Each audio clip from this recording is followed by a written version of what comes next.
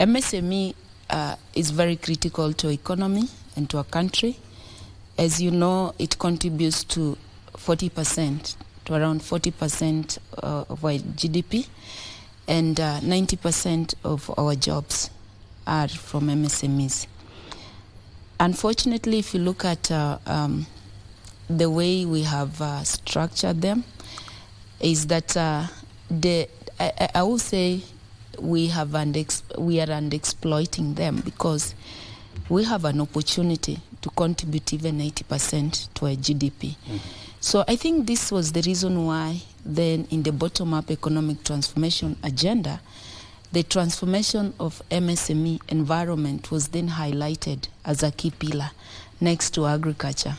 My colleague here said agriculture is the first key pillar, but the second pillar then is the MSME, because you need actors. And it's the MSME space where we will get the population to participate effectively in the economy. So agriculture still remains the backbone of our economy. All our businesses ideas, close to 99%, emanates from agriculture. So what my colleague here, Rono, calls as production, when he is improving production levels, I look at them as enterprises. When he's talking about 6 million farmers that he has onboarded on the digital platform, I'm looking at them as entrepreneurs, because I think we now moving to a stage where we want to look at farming, not just for subsistence level, to put food on the table, but also to give us a livelihood over and beyond the food on the table. It's a source of business. We cannot spur our manufacturing sector without having increasing levels of production. And that's why what he has done is not just me, actually, who is influencing his sector. It is him who is influencing my sector. And this is how he's influencing my sector. Like I say, most of our business ideas, we source them through agriculture. So for example, right now, we are working on how to build the capabilities of our MSMEs. First of all, mobilize them and rally them to take up those opportunities. Like I said, his farmers are entrepreneurs.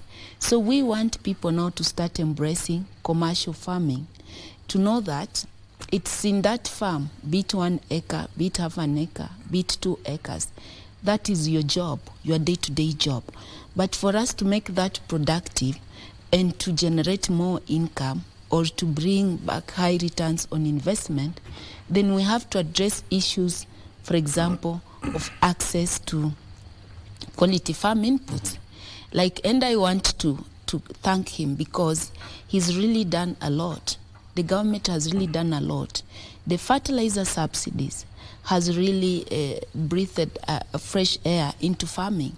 And many farmers across the country right now, especially the last season, when we introduced the subsidies, most of them registered increased production, increased surpluses. So from those surpluses, then they can have enough also to take to the market and drive a livelihood from it. Then from there, we're talking about manufacturing. And for us to increase our manufacturing, because right now it's only 7% of our GDP. Our aspiration is to see how we can push that to even 20%.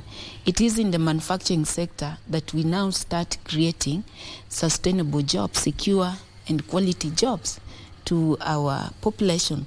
But to do that, we have to be assured of production of raw materials.